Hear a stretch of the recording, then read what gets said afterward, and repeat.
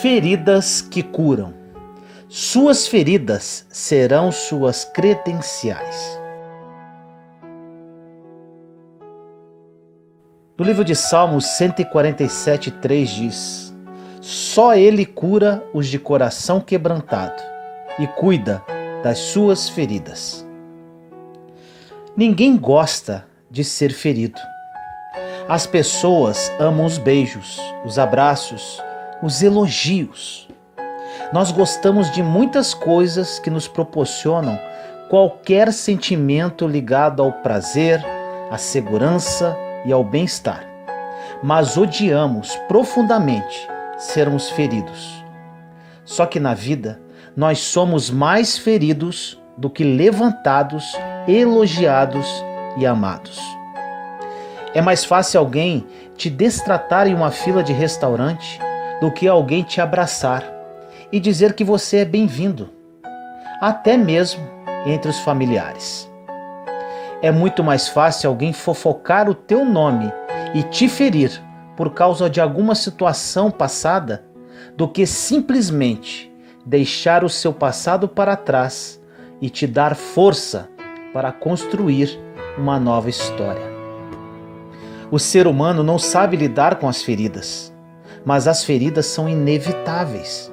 Você querendo ou não querendo, elas vão chegar.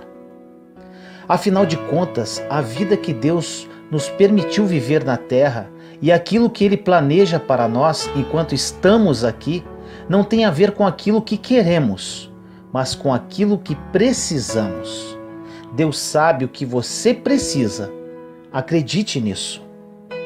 Não são nos dias ensolarados da vida que crescemos. São nos dias difíceis.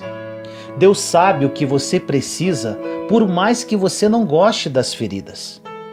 As feridas, por incrível que pareça, nos amadurecem, nos trazem experiências. As feridas, principalmente depois de superadas e cicatrizadas, nos ensinam. O que mais desejamos é ter carinho, atenção e aceitação em nossos relacionamentos. Porém, por muitas vezes, as pessoas que procuramos todo esse carinho, atenção e aceitação são justamente as pessoas que nos ferem. Agora preste atenção. Tudo o que você está vivendo hoje, não pense que isso não vem de Deus, pois Ele sabe o que você precisa para amadurecer, para crescer. São nos piores momentos da nossa vida que nós descobrimos quem somos. Deus não precisa te colocar em uma dificuldade para descobrir quem você é, porque Ele te conhece desde que você estava no ventre de sua mãe. Quando Deus permite que uma ferida chegue na sua vida, é para que você descubra quem você é realmente, porque ninguém continua o mesmo depois de ser ferido. A ferida vai mudar alguma coisa em você. E como as mudanças vêm de Deus para a sua vida, Ele permite que elas cheguem, por mais que você não queira.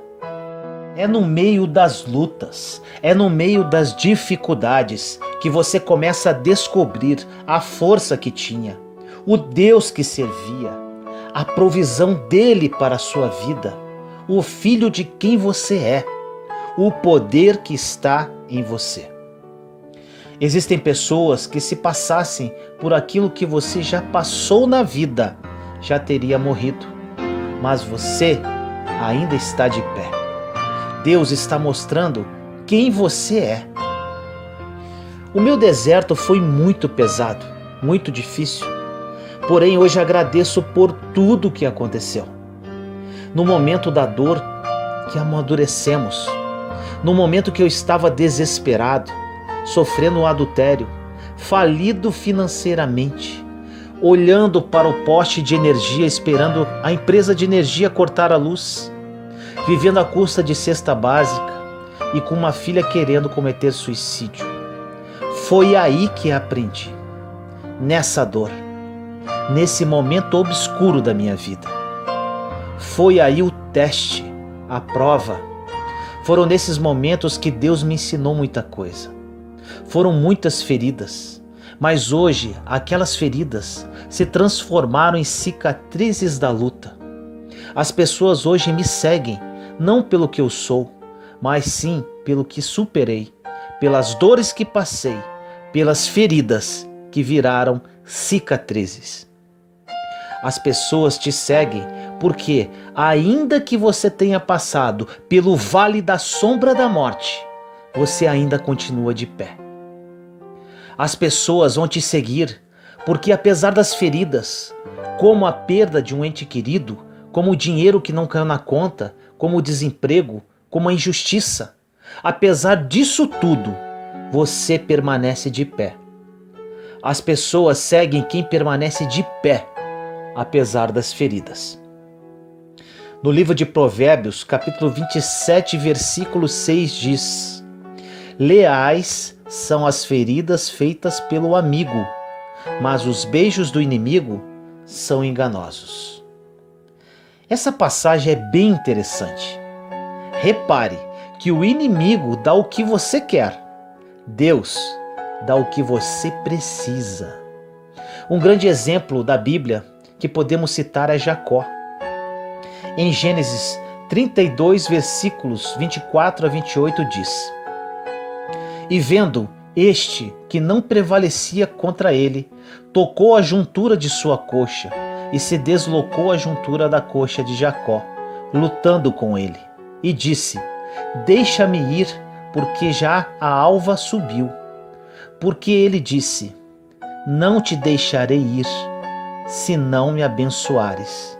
E disse-lhe: qual é o teu nome? E ele disse: Jacó.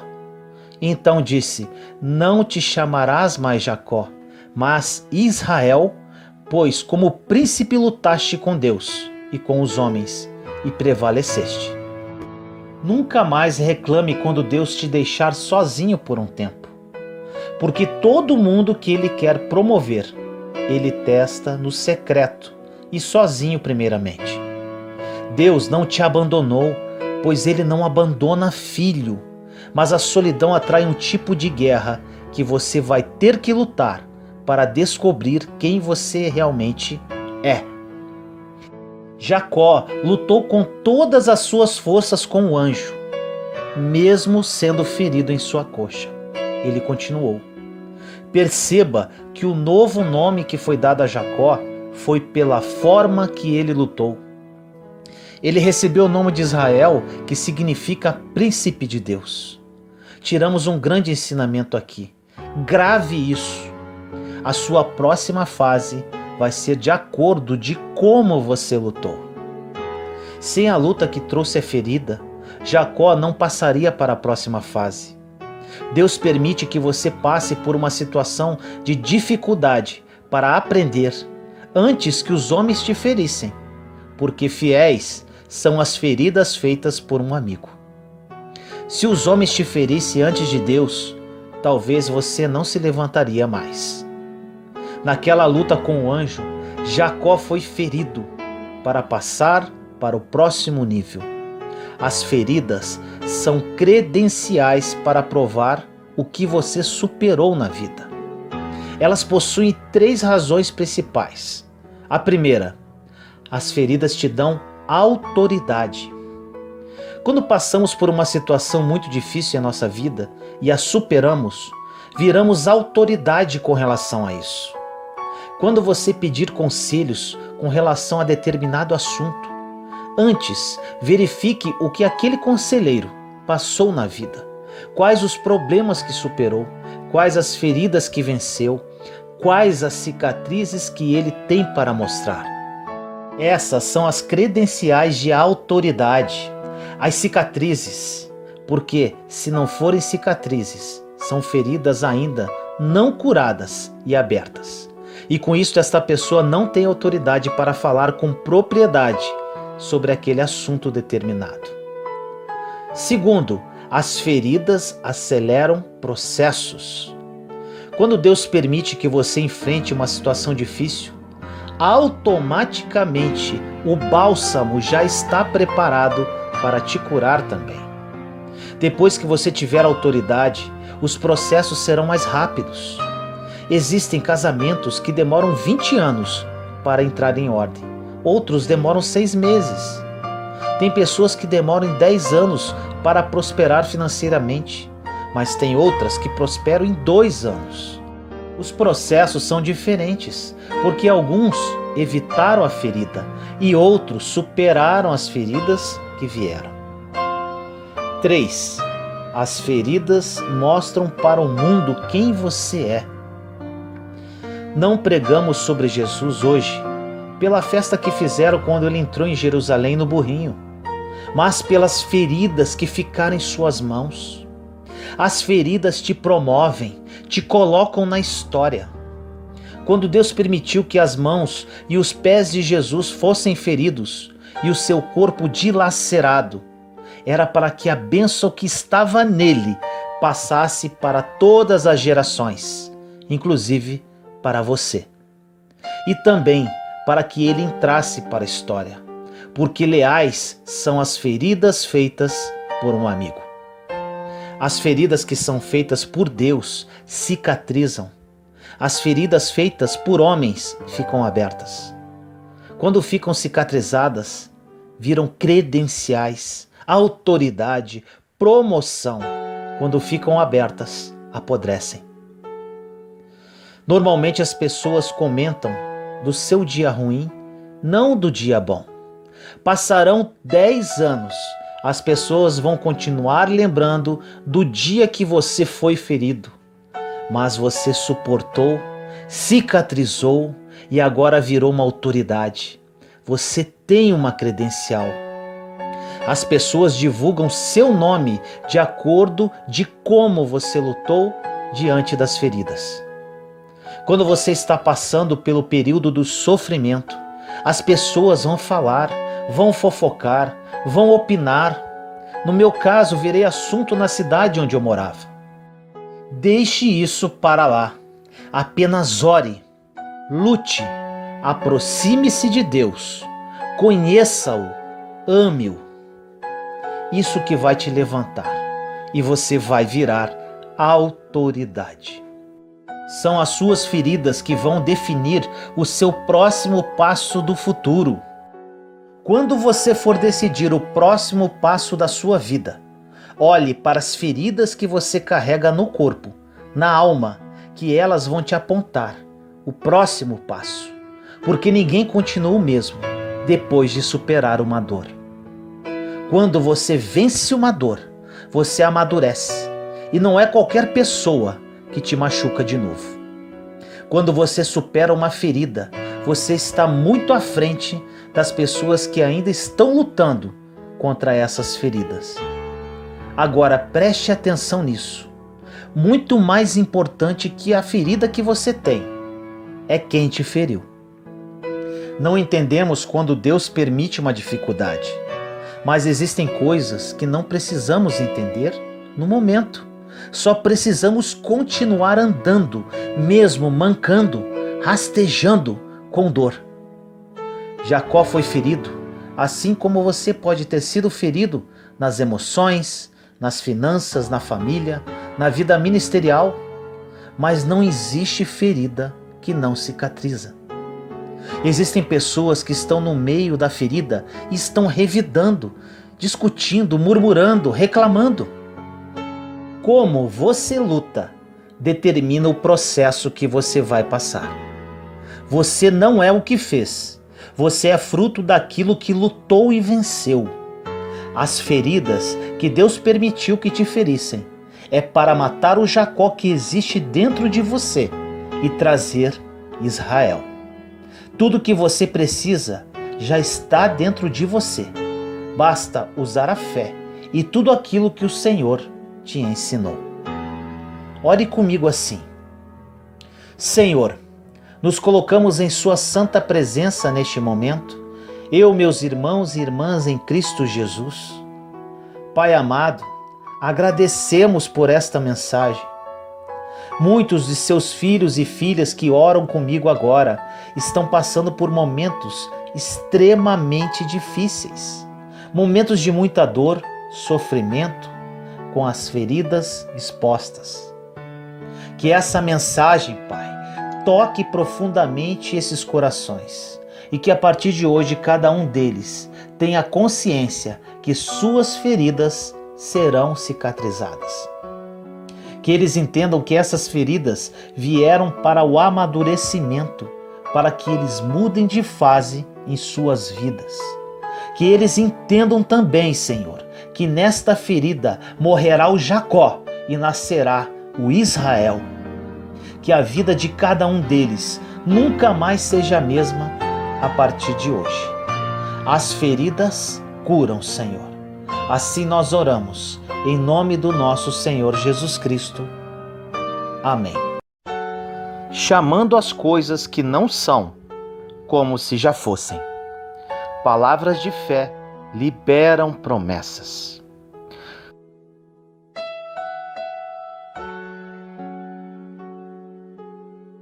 No livro de Marcos, capítulo 11, versículos 23 e 24 diz: Eu lhes asseguro que se alguém disser a este monte, levante-se e atire-se no mar, e não duvidar em seu coração, mas crer que acontecerá o que diz, assim lhe será feito. Portanto, eu lhes digo, tudo o que vocês pedirem em oração, creiam que já o receberam, e assim lhes sucederá. A palavra de Deus tem sido falada no mundo como nunca antes tinha sido. Temos aprendido muitas coisas, porém, no processo de aprendizado há sempre alguns mal-entendidos que trazem confusão sobre a mensagem da fé e da confissão. Algumas pessoas dizem que você está errado se disser qualquer coisa diferente do que é ideal para os dias de hoje. Mas nós vemos princípios muito diferentes na Bíblia a respeito das leis espirituais. A palavra de Deus é uma lei espiritual. E se vocês notarem nas Escrituras, verão que Deus sempre falou antes de fazer. Como, por exemplo, 750 anos antes de Jesus nascer, Deus disse ao seu profeta que uma virgem conceberia e daria luz a um filho. Preste atenção. Deus disse: para que as coisas se manifestem, Deus tem que ter a coisa dita na terra, e é disso que a profecia trata. Algumas coisas nunca vão acontecer, até que alguém tenha fé para profetizar pelo Espírito de Deus. Estamos falando aqui de inspiração vinda de Deus para proclamar promessas e colocar as coisas em movimento nessa terra. A palavra produz a fé para as coisas que Deus já nos deu, e é assim que espiritualmente funciona.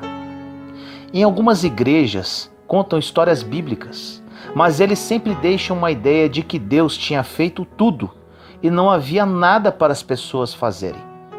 Eles contam como Davi matou Golias, mas deixaram a ideia de que Deus tinha feito aquilo. Mas não, Deus não tinha feito aquilo. 5 vezes antes de Davi matar um gigante, ele disse o que ele iria fazer. Ele disse que ia cortar a cabeça do gigante. Ele disse quem era aquele filisteu incircunciso que ousava zombar do exército do Deus vivo. Ele disse. Aqui está o princípio de tudo: dizer. Quando você estuda as Escrituras, você descobre que o falar vai apontar aonde o poder vai estar. Repito, você descobre ao estudar as Escrituras que o falar vai apontar aonde o poder vai estar. Para que as promessas se cumpram, você precisa falar, profetizar, acreditar, para depois receber. No primeiro capítulo de Gênesis, antes de criar qualquer coisa, Deus disse. No Evangelho de João, diz que no princípio a palavra estava com Deus. A palavra era Deus. A palavra foi feita carne e habitou entre nós. Por toda a Bíblia nós vemos esse padrão de chamar coisas que não são como se já fossem. Em Hebreus 11:1 diz que a fé é a substância das coisas que se esperam e a evidência das coisas que não se veem. E pela fé, o verso 3 diz que o mundo foi criado pela palavra de Deus. Ou seja, tudo começou com palavras. Em Gênesis, na maioria das vezes, quando Deus disse algo, logo em seguida, Deus viu. Exemplo, Gênesis capítulo 1, versículos 3 e 4 diz: Disse Deus, haja luz, e houve luz. Deus viu que a luz era boa e separou a luz das trevas. E assim segue o capítulo, Deus dizendo e depois vendo que era bom. Deus nunca viu até que ele dissesse, porque é necessário falar dessa palavra para trazer a manifestação daquilo. Quando Deus começou a falar, a criação aconteceu e fomos criados à imagem e semelhança de Deus. Olha que interessante. O que é uma imagem expressa? Uma imagem expressa, na verdade, são palavras faladas. Você expressa uma mensagem falando como ela é. Por exemplo, você pode ter uma imagem dentro de você, mas a forma que é dada a essa imagem foi criada através de palavras. A forma como você se expressa para outras pessoas e revela-se para elas é através de palavras. As palavras criam imagens. Exemplo, eu falo carro e você imagina um carro. Agora, por que eu estou dizendo tudo isso? Deus sustenta todas as coisas pela palavra do seu poder. Essa é a razão pela qual esse universo é contínuo. No livro de Hebreus, capítulo 1, versículo 3 diz: O Filho é o esplendor da glória de Deus e a expressão exata, ou seja, a imagem do seu ser, sustentando todas as coisas, ou seja, o universo, com o poder da sua palavra. Depois de ter realizado a purificação dos pecados, está sentado à direita da majestade no mais alto dos céus. Lindo isso. Agora eu vou te dar uma notícia. Esse poder ainda está disponível hoje, mas existe um porém. Ele tem que habitar em você. Jesus mesmo disse que se habitarmos nele, e se as palavras dele habitarem em nós, poderemos pedir o que quisermos que ele dará. Jesus é a exata expressão da substância de Deus, do que Deus é.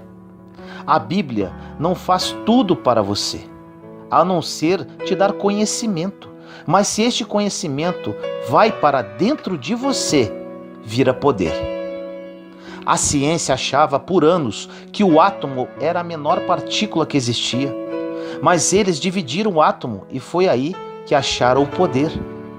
E agora eles descobriram que há partículas que podem ser mais reduzidas do que as partículas subatômicas, que elas são tão pequenas que apenas existem na forma de nuvem, mas eles não conseguiam achá-las. Até que alguém começou a falar sobre elas, a buscar por elas. Então, elas apareceram. Você lembra o que Jesus disse em Lucas 11:9? E eu vos digo a vós, pedi e dar-se-vos-á, buscai e achareis, batei e abre-se-vos-á. A ciência está começando a provar o que Jesus falou 2000 anos atrás. Que você pode ter o que você diz, se você crer e não duvidar no seu coração, porque as palavras estão cheias de substâncias e estão dando forma às coisas que se esperam. Algumas vezes as pessoas substituem a esperança por fé. Mas sabe, se você tiver toda a fé na palavra, mas não tiver esperança, não terá nada de onde a fé tirará a substância. E algumas vezes essa é a razão que alguém diz: poxa, O que aconteceu com fulano? Ele teve fé, mas não funcionou. E pode ter sido esse o problema. Ele teve fé, mas não liberou nada disso. A Bíblia revela que a forma que você libera a fé é por palavras. Todo aquele que disser, crer, não duvidar em seu coração, crer no que diz, acontecerá. Ou seja, você não tinha, mas vai ter tudo o que disser. Quanto mais você fala, mais você crê. Quanto mais você crê, mais você diz. É um ciclo de manifestação que se forma. Vai acontecer algo com você quando você ouvir a sua própria voz dizendo o que Deus disse. Isso entra em você, se torna parte de você e renova a sua mente pela palavra de Deus. Isso muda tudo e a sua vida nunca mais será a mesma. Não há nenhum princípio específico na Bíblia para cura e saúde do que o princípio de chamar coisas que não são como se já fossem. Estamos falando de promessas que Deus nos deu na sua palavra. A maioria dos cristãos gasta a maioria do tempo orando e tentando falar com Deus para que Ele faça coisas que Ele já fez, para dar aquilo que Ele já deu, quando na verdade se trata de usar a fé que vem da palavra de Deus e falar, proclamar, chamar essas coisas à manifestação. Ou seja, quando elas não estiverem lá, você pode chamá-las. Vemos muitos milagres que acontecem no dia de hoje. Muitos que não são cristãos não entendem a cura de alguma doença pela fé. É muito simples. Você está chamando por aquilo que ainda não tem. Não faz sentido ficar remoendo a doença, pois fazendo isso, você estará estabelecendo essa verdade em sua vida. Ou seja, este é um fato presente, mas não é a verdade. A verdade é que por suas pisaduras nós já fomos sarados há mais de 2000 anos atrás. E Deus não vai fazer mais nada sobre isso. Você tem que liberar isso para a sua vida, através das suas palavras, para que o poder de Deus se manifeste. Existe um salmo dizendo que Deus enviou a sua palavra e os curou. Aí está a palavra de novo. Deus enviou a sua palavra. Bem, Ele enviou Jesus e os curou. Em Romanos 10, versículo 9 diz: portanto, se com tua boca confessares que Jesus é o Senhor, e se em teu coração creres que Deus o ressuscitou dentre os mortos, serás salvo. Tem que estar no seu coração, tem que estar dentro de você, tem que ser parte de você. Não é suficiente só saber sobre isso. Não é suficiente só saber o que Deus diz, mas é importante andar nesse princípio. Certas pessoas que estão com doenças crônicas, na maioria das vezes preferem falar da doença ou de alguém que já morreu dessa doença. Isso é um princípio básico. Você nunca resolve o problema falando do problema. Você resolve o problema indo para a palavra de Deus para achar a resposta. E a resposta é que Deus enviou sua palavra e os curou. E a palavra continua curando e libertando. Mas você precisa dar voz a ela. Você tem que tê-la em sua boca. Um médico, professor universitário, já dizia: se você acredita que vai ficar bem, é muito mais provável que você vai fazer a coisa que vai resultar no seu bem-estar, tanto consciente quanto inconscientemente. Pensando agora ao contrário. Se você acredita que vai ficar doente, você vai fazer coisas, pensar e dizer coisas que vão fazer com que você fique doente. Em outras palavras, você terá o que diz, terá o que acredita, fala e declara. É o poder de acreditar. Até a ciência já provou que funciona. Deus deu para as pessoas a sabedoria para explorar o mundo e descobrir coisas. Então, graças a ele, existem pessoas capacitadas, como médicos, cientistas e psicólogos. Então, não deixe de ir, mas assuma a cura para si em cima da palavra de Deus. Você deve ser consciente com o que crê. Não libere palavra a favor daquilo que parece. Fique com a palavra de Deus. Confesse a palavra de Deus. Creia em tudo o que está fazendo. Toda cura vem de Deus, mas há um processo de assimilar a palavra de Deus dentro do seu espírito, dentro do seu ser, para onde ela irá dar a você a fé para falar palavras que mudarão realidades. A palavra de Deus provê a fé, que é requerida para a manifestação da substância das coisas que Deus nos deu. Se você pode encontrar a promessa da palavra de Deus, então essa palavra produz fé para isso. Aonde você vai encontrar fé para a cura? Nas passagens sobre cura. Isso vem pelo ouvir, e vem mais rápido se você ouve sua voz falando e citando o que Deus diz. E esta é a essência disso.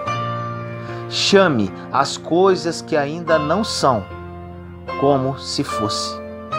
Libere sua fé com as palavras que saem da sua boca e viva os sonhos perfeitos que Deus sonhou para a sua vida. A promessa já existe, mas depende exclusivamente de você fazer com que elas se cumpram. Ore comigo assim: Senhor amado, nos colocamos em sua santa presença neste momento, eu, meus irmãos e irmãs em Cristo.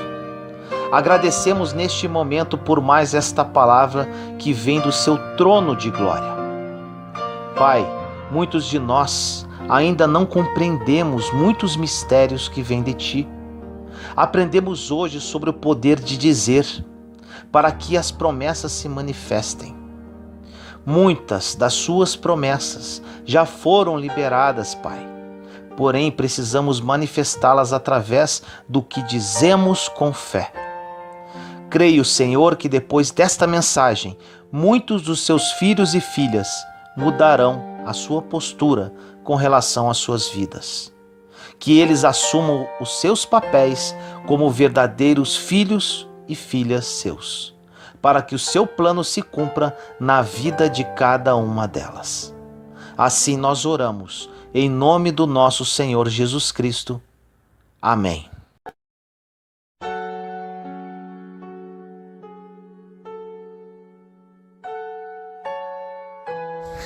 Você precisa de libertação ou de ocupação? Essa mensagem é um despertar para a sua vida. No livro de Mateus, capítulo 12, versículos 43 a 45 diz: Quando um espírito imundo sai de um homem, passa por lugares áridos, procurando descanso e não encontra. E diz: Voltarei para a casa de onde saí. Chegando, encontra a casa desocupada, varrida e em ordem. Então vai e traz consigo outros 7 espíritos piores do que ele, e entrando passam a viver ali. E o estado final daquele homem torna-se pior do que o primeiro. Um dos maiores perigos que temos vivido sem perceber é falarmos a respeito de libertação, mas não entendermos a necessidade de ocupação.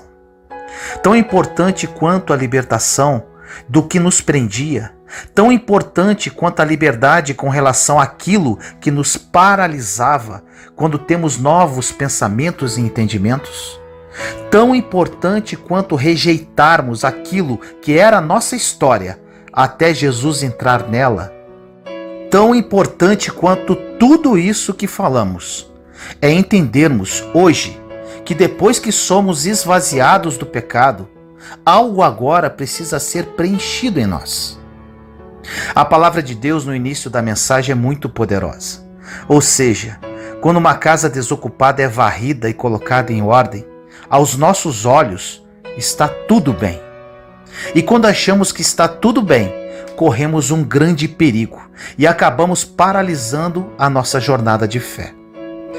Precisamos entender que quando focamos para transformar a nossa vida exterior, com relação à nossa estética, dinheiro, vida sentimental, enfim, nas coisas deste mundo, acabamos esquecendo que aquilo que é externo não se compara com aquilo que Deus deseja fazer dentro de nós. Aquilo que o Evangelho tem para nós não tem a ver com Cristo nos fazer parecidos com cristãos. Tem a ver com Cristo nos tornar parecidos com Ele. A palavra nos diz que não tem a ver só com desocupar aquilo que te preenchia. Tem a ver agora com uma nova realidade de preencher você a partir de hoje. Não tem a ver só com abrirmos mão do pecado. Tem a ver, sabe com o quê? De sermos cheios da novidade de vida que só existe em Jesus. Não tem a ver com o discurso, eu pecava, não peco mais, eu fazia, mas não faço mais. A Bíblia diz que o nosso testemunho não vai ser construído a partir daquilo que não nos tornamos, não fazemos, mas a partir daquilo que agora, junto com Ele, você constrói.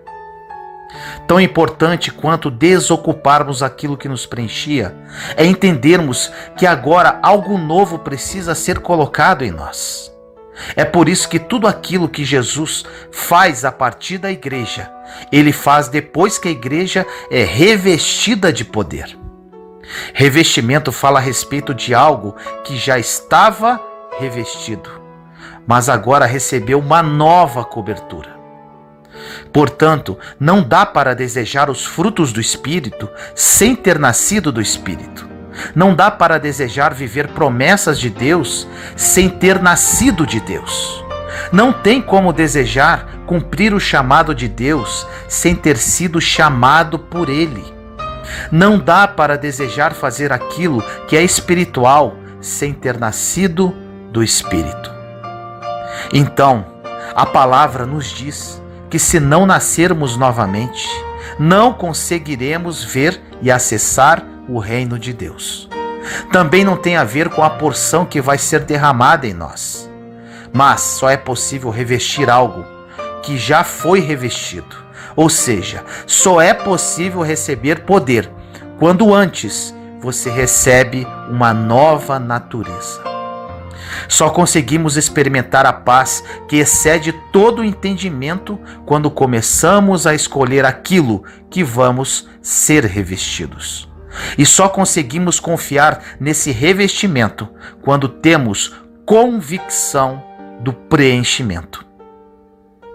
Eu sei quem me preenche, por isso eu sei quem me reveste. Eu sei que em algum momento a natureza de Deus foi gerada em mim e por isso o caráter de Deus está disponível para mim. É assim que você deve pensar. Quando você entende que o poder de Deus está disponível para você, você entende também que pode tudo aquilo que Ele diz que você pode. Você entende que vai usufruir de tudo aquilo que Ele diz que você vai usufruir.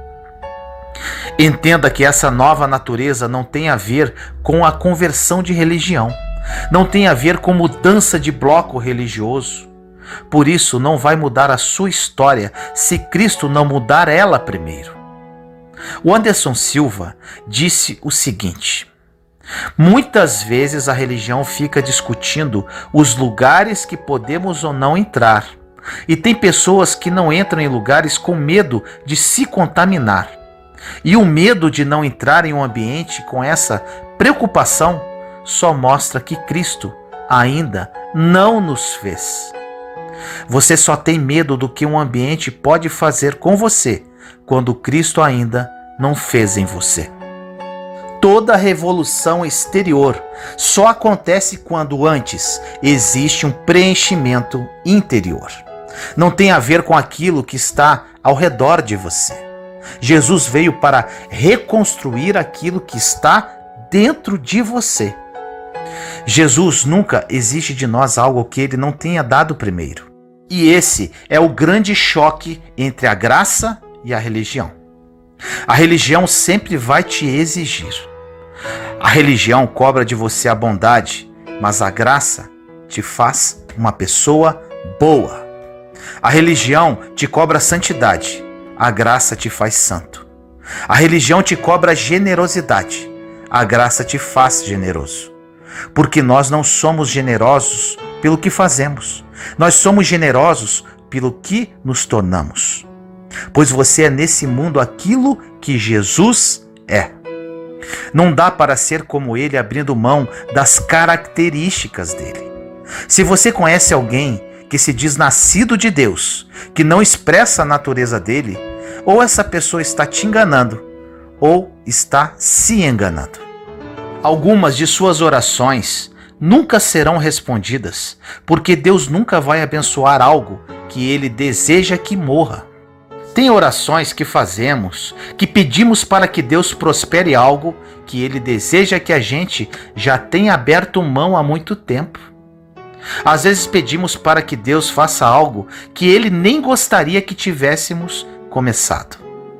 Tem muita gente cansada na jornada de fé, porque está tentando fazer para merecer, quando na verdade nós jamais merecíamos.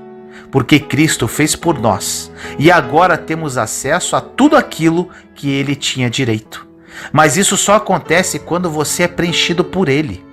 Não tem a ver só com a libertação de um passo de fé, tem a ver com o preenchimento de uma caminhada de fé.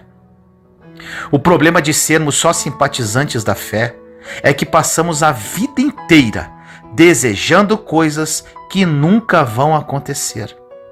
Só preenchemos o banco da igreja, mas não deixamos Deus preencher o nosso interior.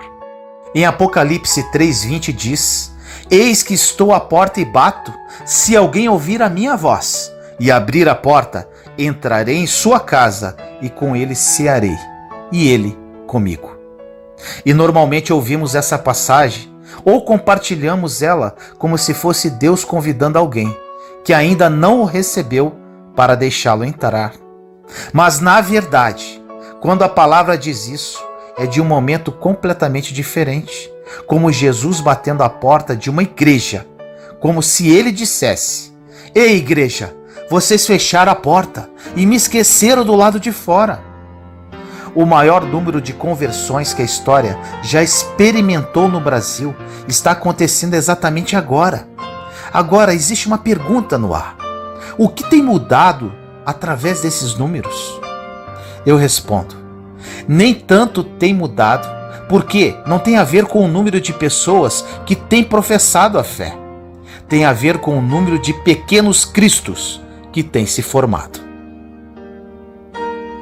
A primeira vez que nós somos chamados de cristãos é quando a característica de Cristo começa a se expressar com tanta força através da igreja, que as pessoas percebem que cada um daqueles que professam é exatamente como ele é.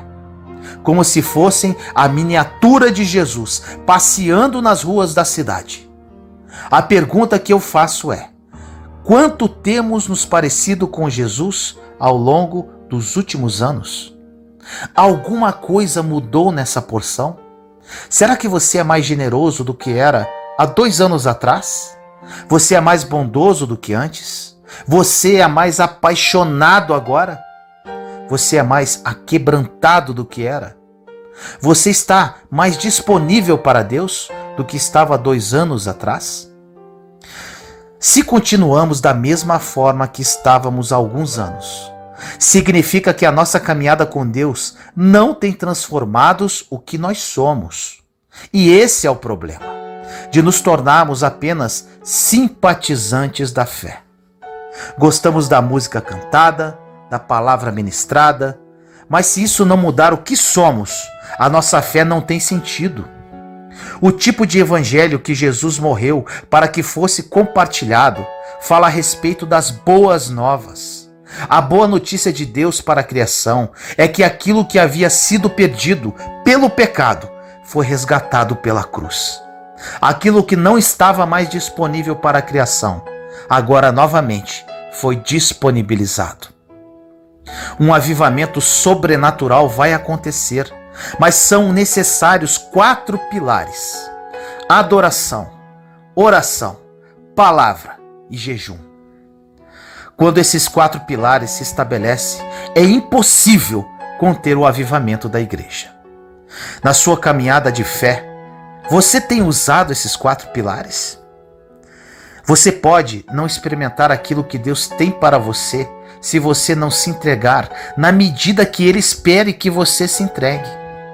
O ano está acabando e começa agora o período de expectativa, de traçarmos planos, fazermos rabiscos, de prometermos coisas para nós mesmos que nos últimos 10 anos não fizemos.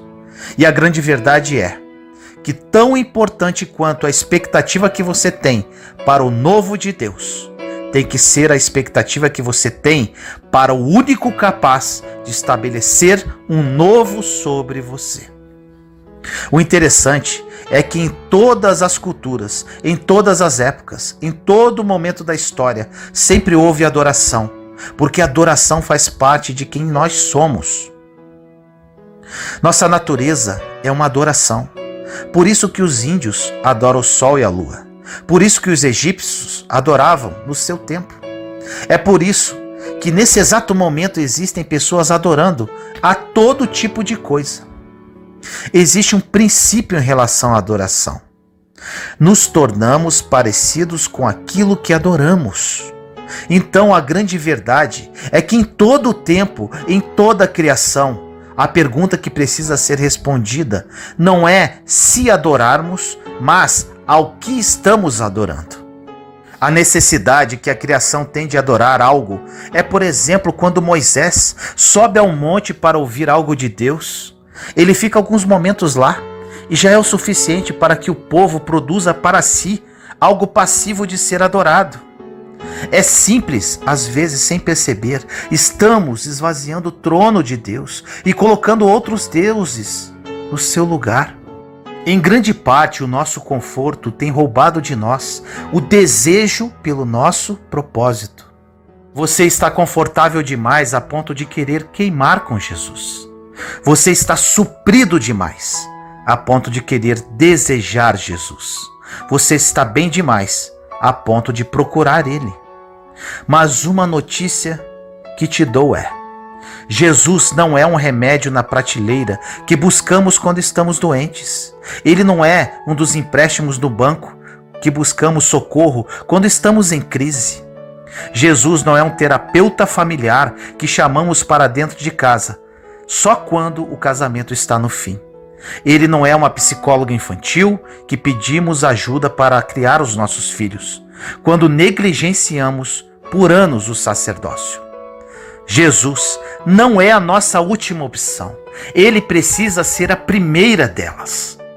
Quando negligenciamos todos esses pilares ao longo de toda a nossa jornada de fé, nos assustamos com o rumo que algumas coisas estão tomando. A grande verdade é que de repente leva muito tempo para acontecer. Se você quer viver o que vivia, esteja disponível como você estava. Queima como você queimava, pois não faz sentido estarmos no corpo sem desejar queimar por ele. Algumas áreas de sua vida estão dormentes, mas Jesus te diz hoje que não morreu naquela cruz para você experimentar em partes o que ele liberou para você. Aqueles que estão nele vão experimentar plenamente aquilo que nele habita toda a vida. Toda a característica disponível no caráter de Deus continua disponível para nós hoje. Um povo que prospera, um povo que é santo, assim como ele é santo. Um povo que não se intimida com as retaliações, um povo que não se justifica. Existe um poder tão grande que até mesmo no silêncio, quando precisamos nos justificar, nos calamos e Deus compra a nossa briga. Sabe por quê? Porque existe decisão. O evangelho só acontece quando existe decisão, porque você só vai viver o novo quando você cortar fora aquilo que te impedia de fluir. Quando ouvir conselhos, ouça de alguém que está em lugares que você ainda não chegou. Porque uma das coisas que mais fazemos quando não sabemos nada, mas achamos que já sabemos tudo, é nos cercar de pessoas que não sabem nada também, mas acham que sabem onde estão indo. Se você quer saber quem você é, não se preocupe em ouvir de quem está do seu lado, mas ouça daquele que já fala dentro de você, pois você é quem ele diz que você é. Você pode aquilo que ele diz que você pode. Você vai viver aquilo que ele diz que você vai viver. E cada uma dessas características já estão impressas dentro de você. Você é esperto. Existem milhões de mais espertos que você. Você é bonita. Existem várias mais bonitas que você. Você é bom. Existem milhares melhores que você. Então o seu real valor está na sua especificidade. Pois podem existir pessoas melhores que você, mas não existe ninguém como você. É por isso que identidade gera autoridade. Se você conhece a sua especificidade, de sua personalidade, da sua característica, da sua unção, da linguagem que você carrega, acontece algo incrível. Você não vai desejar ser mais ninguém além de quem você já é. Os ambientes que você frequenta só podem te afetar quando Cristo não te fez. O entendimento de quem você é faz com que a comparação não tenha sentido algum. Quando você ocupa o seu espaço na criação, não tem espaço para nenhuma outra coisa além da identidade de Cristo que já imprime você. Porque quando você começa a se comparar com o outro, é como se você estivesse dizendo para Deus assim: Deus, no seu lugar, eu teria feito melhor. A grande verdade é que precisamos nos despir de quem nos tornamos para experimentar quem Deus sempre quis que fôssemos. Sabe qual é o problema quando você está saciado de qualquer coisa e não daquilo que você precisa? É que quando aquilo que realmente te alimenta estiver disponível, você vai achar que já está satisfeito e não precisa de mais nada. Os sonhos que você tem, os projetos, aquilo que você carrega, pode ter sido gerado de você ou pode ter sido gerado de Deus. Você que escolhe. Se você quer se encher das promessas dos céus, então rejeita toda a palavra e proposta que não veio de lá. Se você quer se encher dos sonhos de Deus, então rejeita todo o sonho que não veio dele. A forma de estarmos completamente imunes das propostas do inferno é quando estamos completamente cheios das promessas dos céus. É importante retermos dentro de nós as promessas que Deus fez, porque quando trazemos à memória aquilo que nos dá esperança, não entramos em crise com aquilo que é desconhecido. É importante lembrarmos o tempo inteiro quem somos, porque quando você sabe quem você é, aquilo que se levanta contra você não te intimida mais. Como vencer o medo? Muda a alimentação dos seus pensamentos, porque o medo se alimenta da dúvida. Agora, a convicção se alimenta da certeza, e a única certeza que temos é das promessas que Deus fez. Então, sempre lembre das promessas. Se você quer saber o seu propósito, olhe para Jesus. Você vai dar continuidade ao que ele fez aqui, ao que ele começou na cruz. O púlpito onde Jesus pregou o amor foi em uma cruz. O púlpito onde a verdade saiu do campo das ideias e invadiu a história foi em uma cruz. O púlpito onde aquele que dizia que era o caminho, a verdade e a vida e demonstrou que era o Messias foi em uma cruz.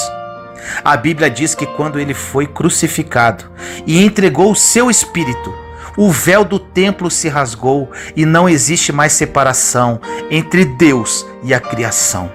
Não existe mais condenação para aqueles que estão em Cristo, porque naquele púlpito Jesus pregou o amor. Se pudéssemos traduzir o que Jesus fez naquela cruz, é quase como se fosse o voto de um casamento. É como se Jesus, naquela cruz de braços abertos, completamente humilhado, completamente nu, completamente sem base de segurança, completamente exposto, vulnerável, é como se ele falasse: eu prometo amar você todos os dias que você existir. Eu prometo encher você da minha vida a partir do momento que você me aceitar. Eu prometo preencher todo o seu vazio. Eu prometo ser o colo que você precisa nos momentos de dúvida. Eu prometo cuidar de cada passo seu e firmá-los quando você achar que não vai dar mais. Eu prometo cessar toda a tempestade que se levantar ao seu redor e toda a tempestade que for gerada dentro de você. Eu prometo te amar de tal forma que o inferno não vai me poupar de você, não vai me livrar de você. Eu prometo infinitamente expressar o meu amor através da criação. Eu prometo te amar de tal forma que absolutamente nada foi capaz de me separar de você. Eu prometo que o que aconteceu até aqui e aquilo que está por vir não vai nos separar. Mais uma coisa que Jesus nos diz é: eu vou invadir o inferno, envergonhar tudo aquilo que tentou roubar você de mim. Mas não esquece, eu prometo ao terceiro dia voltar, e quando eu voltar, aquele que achava que teria me roubado de você vai ser como um espetáculo público diante de toda a criação, para que todos possam ver que o meu amor por você é infinitamente maior do que tudo que se levanta ao seu redor. Eu prometo que o medo que te paralisava não vai paralisar mais. Eu prometo que a sua ansiedade que tentava roubar de você o presente não vai roubar mais. Eu prometo que nem a morte, nem a vida, nem os anjos, nem os demônios, nem os principados, nem o presente, nem qualquer coisa da criação será capaz de me separar de você. Eu prometo que se eu for a primeira parte dos seus dias, todos os seus dias serão plenos. Eu prometo que se eu for a primeira parte dos seus sonhos, todos os seus sonhos se cumprirão. Eu prometo que se eu for o propósito da sua jornada de fé, todos os seus propósitos serão realizados. Eu prometo que se eu for o único a quem você buscar socorro, você vai encontrar em mim refúgio e fortaleza. Pois podem cair 1000 ao teu lado e 10.000 à tua direita, mas você não será atingido. Eu prometo por mim mesmo. Eu sou o que sou. Eu sou o caminho, a verdade, a vida. Ninguém vai ao Pai se não for através de mim. Eu prometo estar com você todos os dias, até que a morte nos aproxime. Ore comigo assim: Senhor amado, nos colocamos em sua santa presença, eu, meus irmãos e irmãs em Cristo Jesus. Pai amado, no dia de hoje vim orar por todos aqueles que estão apáticos. Querido Deus, quantos cristãos paralisados, Pai. Quantos que apenas ocupam um banco na igreja e nunca viveram seus sonhos, Senhor. Não vivem a vida que Jesus morreu por nós. Não o conhecem em espírito e verdade. Estão paralisados. Pararam no tempo e no espaço. Que essa mensagem, Pai, seja um despertar na vida de cada um deles. Que a partir de hoje eles acordem e vivam o melhor de Deus em suas vidas. Que eles sejam extensão do Filho para glorificar o Pai. Hoje é o dia do despertar, Pai. Que o Espírito Santo toque essas vidas, transforme realidades e desperte corações. Assim nós oramos em nome do nosso Senhor Jesus Cristo. Amém.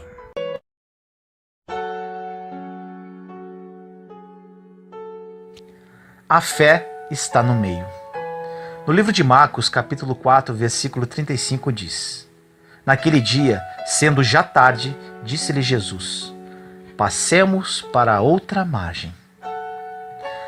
É sempre emocionante quando Jesus nos diz: Vamos fazer uma coisa nova.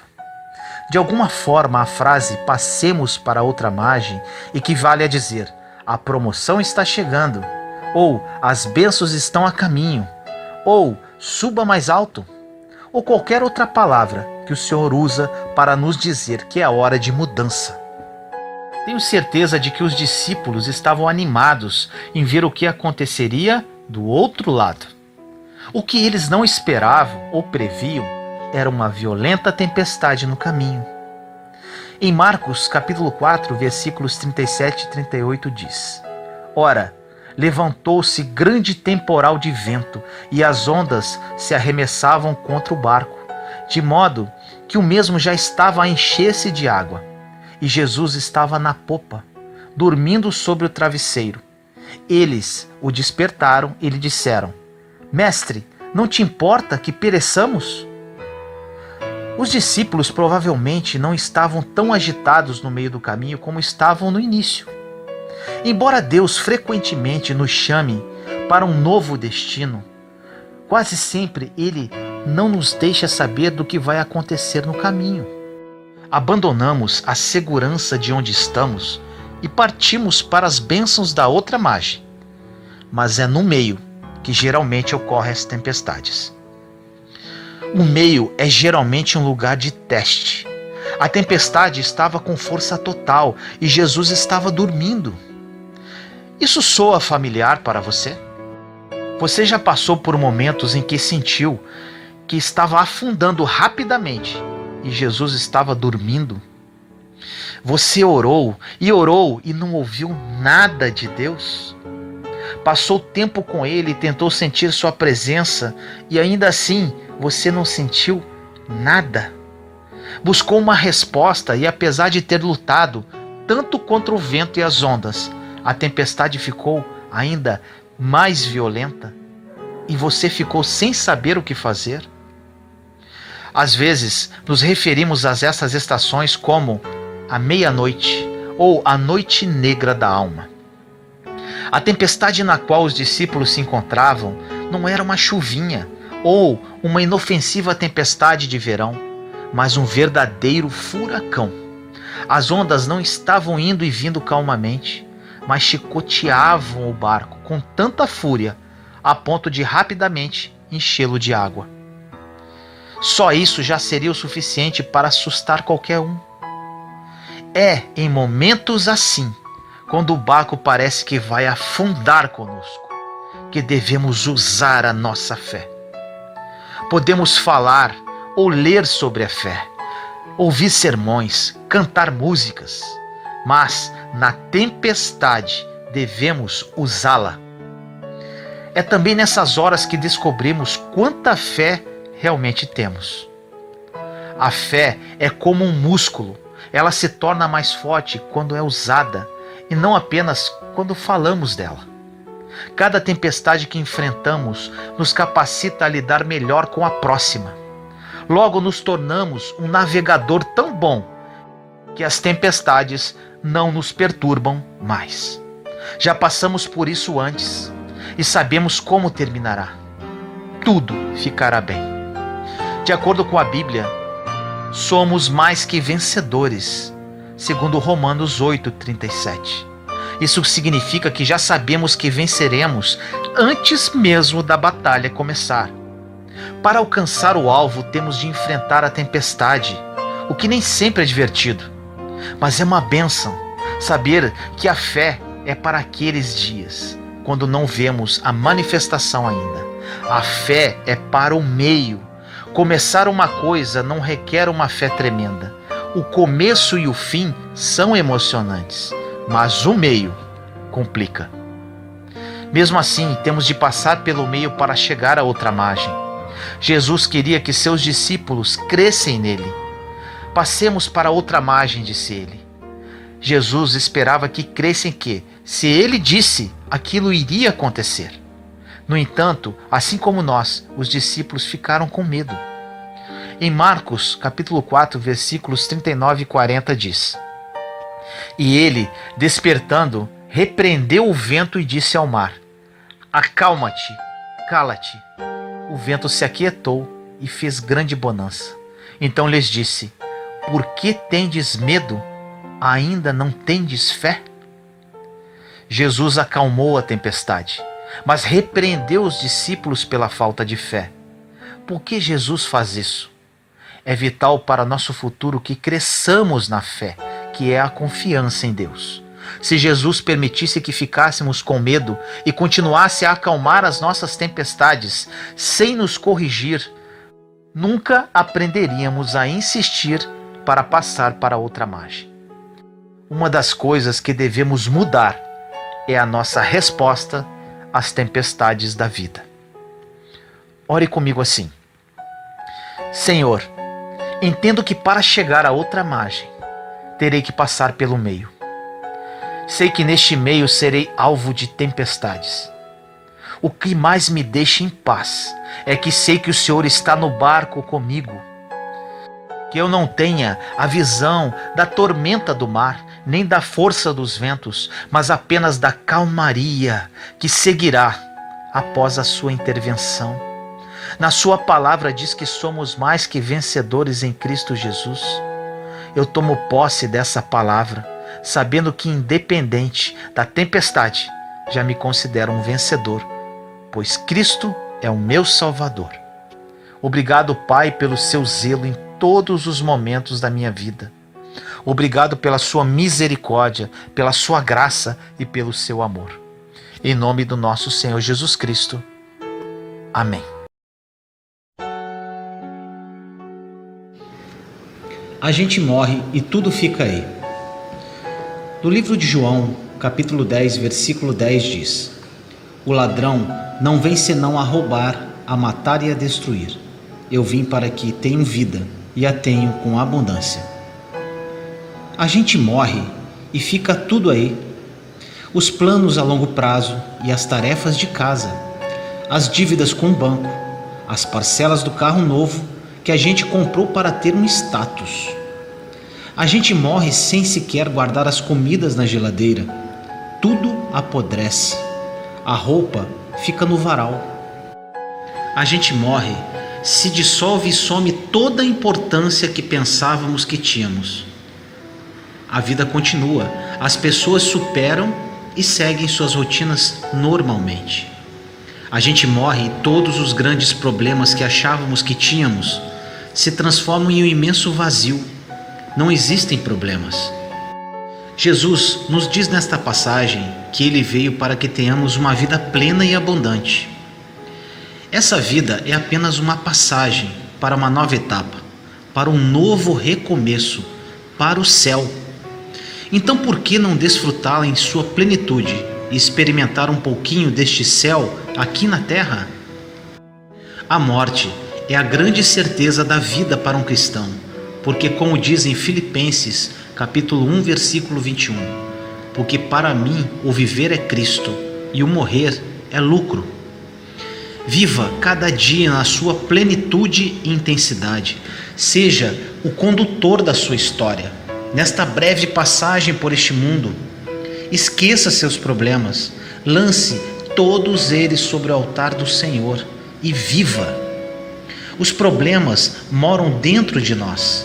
As coisas têm a energia que colocamos nelas e exercem em nós a influência que permitimos. A gente morre e o mundo continua caótico, como se a nossa presença ou ausência não fizesse a menor diferença. E na verdade, não faz. Somos pequenos, porém prepotentes. Vivemos nos esquecendo de que a morte anda sempre à espreita. A gente morre, pois é bem assim. Piscou, morreu. O cachorro é doado e se apega aos novos donos. Os viúvos se casam novamente, andam de mãos dadas e vão ao cinema. A gente morre e somos rapidamente substituídos no cargo que ocupávamos na empresa. As coisas que sequer emprestávamos são doadas e algumas jogadas fora. Quando menos se espera, a gente morre. Aliás, quem espera morrer? Se a gente esperasse pela morte, talvez a gente vivesse melhor. Talvez a gente colocasse nossa melhor roupa hoje, amaríamos mais hoje. Talvez a gente comesse a sobremesa antes do almoço. Talvez a gente esperasse menos dos outros. Se a gente esperasse pela morte, talvez a gente perdoasse mais, risse mais, saísse à tarde para ver o mar. Talvez a gente quisesse mais tempo e menos dinheiro. Quem sabe a gente entendesse que não vale a pena se entristecer com as coisas banais, ouvisse mais música e dançasse, mesmo sem saber. Se a gente esperasse pela morte, talvez nos conectaríamos a Deus em espírito e verdade e deixaríamos Ele conduzir esse breve tempo aqui nesta terra, nos preparando para viver a eternidade ao seu lado. O tempo voa. A partir do momento que a gente nasce, começa a viagem veloz com destino ao fim. E ainda há aqueles que vivem com pressa, sem se dar o presente de reparar que cada dia a mais é um dia a menos, porque a gente morre o tempo todo, aos poucos, e um pouco mais a cada segundo que passa.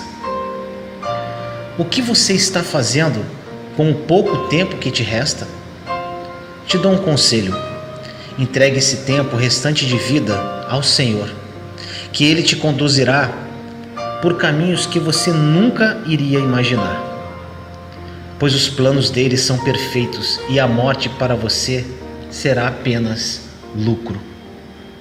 Ore comigo assim: Senhor, a partir de hoje entrego em seu altar todos os meus problemas, preocupações e ansiedade. Aprendi que esta vida é uma passagem e uma preparação. Quero vivê-la a partir de hoje intensamente cada dia. Escolho viver em amor e plenitude. Entrego a Ti meus caminhos, pois sei que, conduzidos pelas Suas mãos, estarei trilhando rumo à glória ao seu lado. Pois viver para mim é Cristo e morrer para mim é ganho. Em nome do nosso Senhor Jesus Cristo. Amém. Juntos somos fortes. Compartilhe esta mensagem para que mais pessoas sejam edificadas. Inscreva-se no canal e acione o sininho para ser notificado de novos vídeos. Te amo em Cristo Jesus.